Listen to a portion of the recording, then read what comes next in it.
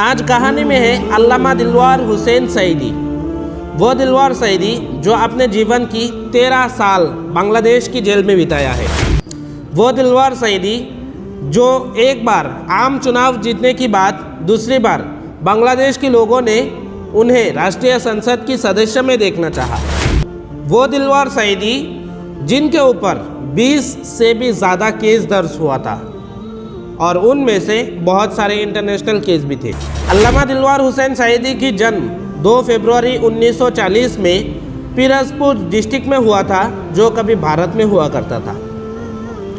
कहा जाता है कि वो अपने पिता की बनाया हुआ मदरसे में पारिवारिक शिक्षा हासिल किया था और उसके बाद और भी कई सारे बड़े बड़े मदरसे में उन्होंने शिक्षा हासिल किया था।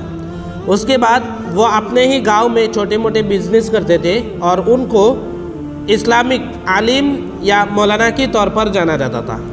वो इस्लामिक पंडित था। देश विदेशों में वो इस्लामिक बयान करता था। ज़्यादा कहानी वहानी नहीं सुनाता था। वो ज़्यादातर कुरान तफसीर और मसले के बारे में बातें करता था और बहुत सारे लोग उनकी बयान सुनकर मुसलमान भी हुआ था और देश विदेशों में उनकी चाहने वाले भी बहुत सारे लोग थे।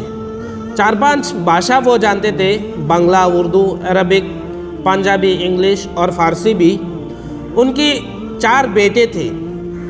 सभी को इस्लामिक शिक्षा दिलाया है और एक अभी इस दुनिया में नहीं है। उनकी बीवी है पर वो बहुत सारी बीमारों के साथ अभी जंग लड़ रही है।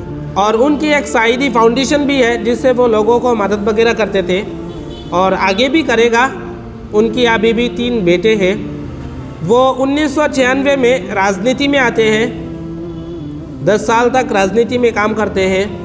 पहली बार वो आम चुनाव जीतते हैं और उसके बाद राष्ट्रीय संसद की सदस्य में काम करते हैं। 21 मार्च 2010 में उनको बांग्लादेश पुलिस धार्मिक भावनाओं को ठेस पहुंचाने के आरोप में गिरफ्तार करती है और उसके बाद वहां से दोबारा कभी उनका घर लौट के जाना नहीं हुआ और इन 13 सालों में वो कभी घर का खाना भी नहीं खा पाया। 2011 में उन पर देशद्रोही का आरोप लगाया गया था।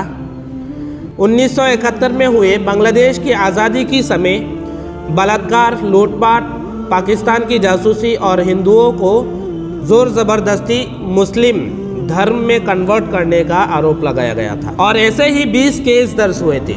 कुछ साबित हुआ था और कुछ साबित नहीं हुआ था। उनको फांसी की सज़ा भी दिया गया था। बाद में उसको हटा के आजीवन जेल में रखने की हुक्म दिया गया था। जेल में वो 13 साल रहे। इन 13 सालों में वो 2 बार बाहर निकल के आए थे। एक बार उनकी बेटे की जनाजा पढ़ाने के लिए आए थे और एक बार दूसरे किसी की इंतकाल होने पर आए थे। कहा जाता है कि उनकी उम्र 40 साल के आसपास ही उनको डायबिटीज़ हो गया था और उनकी हार्ट की भी प्रॉब्लम था। कई सारी बार ऑपरेशन भी किया गया था। बीते 2-3 सालों से वो अपने बिस्तर से खुद नहीं उठ पाते थे।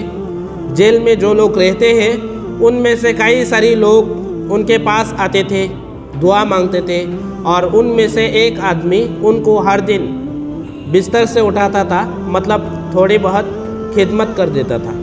लास्ट टाइम वो काशिमपुर केंद्रीय जेल में बंद था। 13 अगस्त उन्हें हार्ट अटैक आता है और वहाँ से ढाका लेकर जाया जाता है और वहाँ पर उनकी इंतकाल हो जाता है। अब हर कहानी की 3 पहलू होती है, एक इधर की, एक इधर की और एक बीच की। दिलवार हुसैन सईदी की साइड से हर समय बोलता गया कि दिलवार हुसैन सईदी निर्दोष है। बांग्लादेश की सरकार की तरफ से बोलता गया कि दिलवार हुसैन सईदी दोषी है और एक बीच की जो पहलू है वो आप पर है। आप क्या सोचते हैं, दिलवार हुसैन सईदी दोषी है या निर्दोष है? खैर जो भी हो, वो इस्लामिक पंडित था। उनकी बयान बेमिसाल था। वो आज हमारे साथ में नहीं है। हम उनकी रूह की शांति के लिए दुआ करते हैं।